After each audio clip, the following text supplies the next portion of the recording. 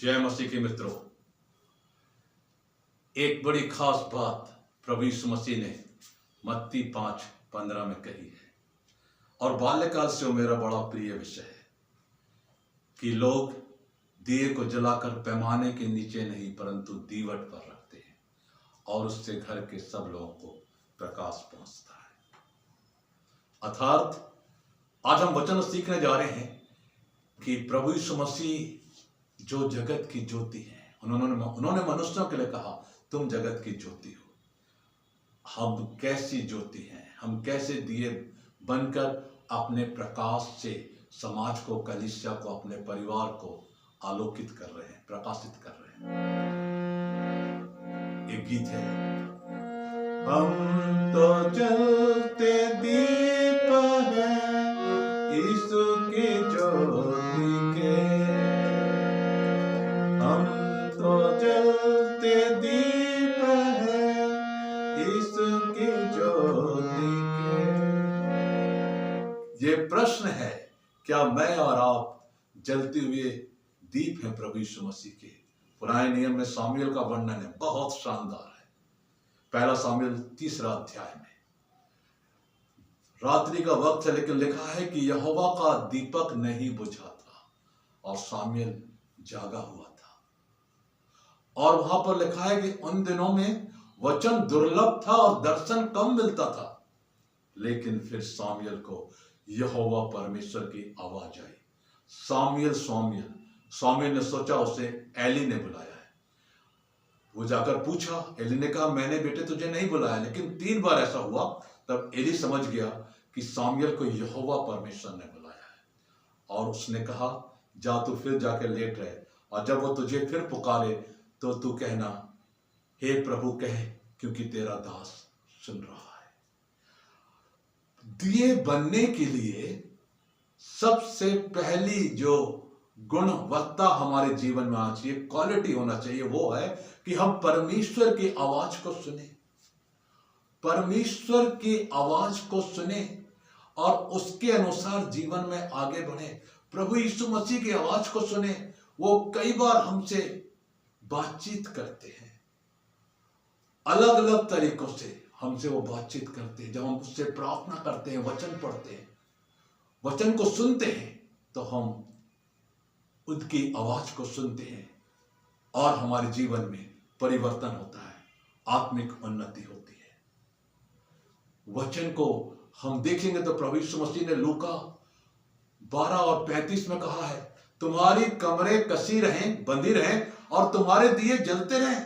अर्थात आज कलीसिया में दिए चाहिए जो अंधकार में लोगों के जीवन में उजियाले बन जाए।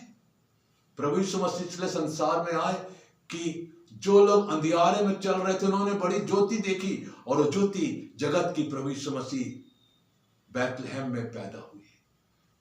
मेरे प्रिय भाई और बहनों, हमें खुद भी जलना है और दूसरों को भी जलाना है। और प्रभु यीशु मसीह संसार में चले आए क्योंकि वो जगत को बचाना चाहते थे।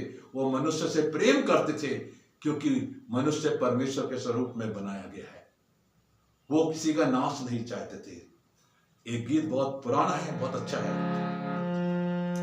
जलते चिरागे गुलनामो बुझते दिए जलाओ तुम, प्रेम की ज्योति कम ना हो, गाओ ये गीत गाओ तुम, जलते चिरागे गुलनामो।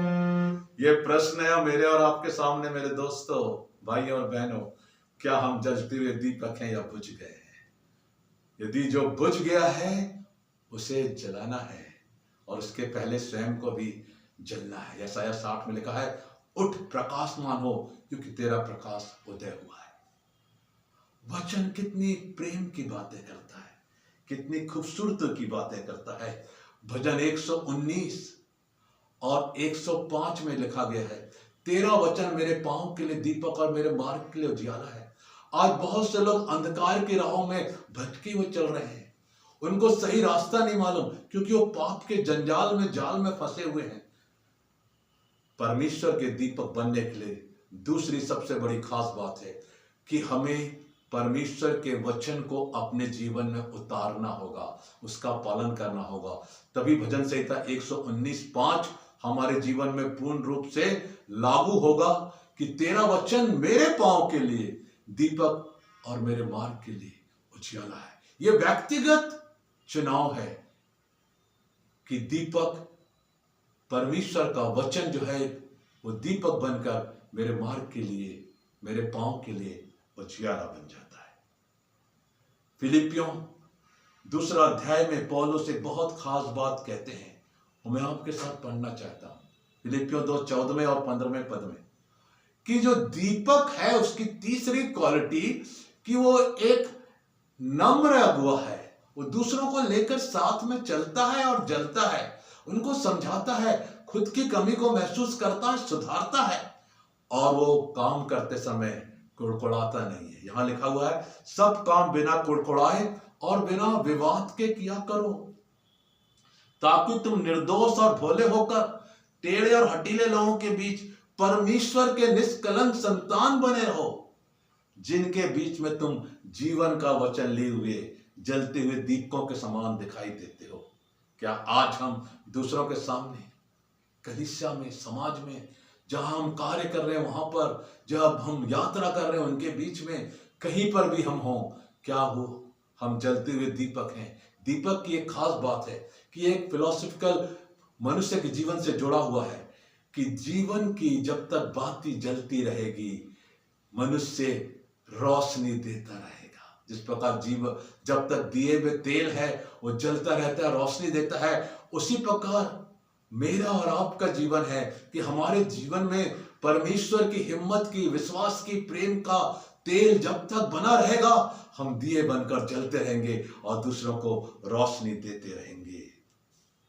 बड़ी खूबसूरत बात प्रकाशित वाक्य 21 अध्याय और 23वें पद में लिखी है कि परमेश्वर की रोशनी से सारे स्वर्ग में उजियारा हो रहा है। वहां और कोई ज्योति का प्रयोजन नहीं, क्योंकि मेमना उसका दीपक है।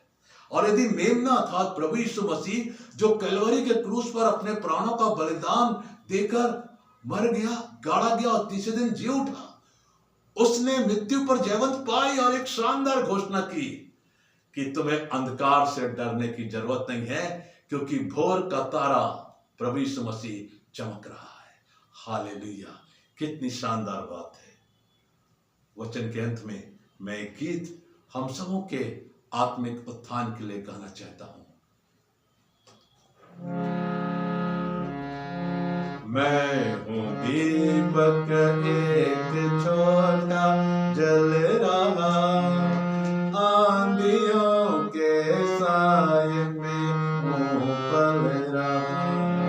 मैं हूँ दीपक एक छोटा जल रहा, आंधियों के साए में हूँ पल रहा।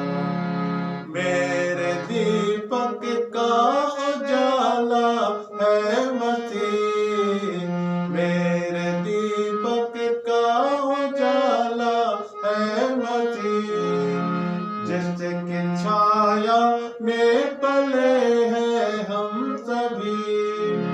उस उजाले से गुनाह सब मिट रहा, मिट रहा, मिट रहा।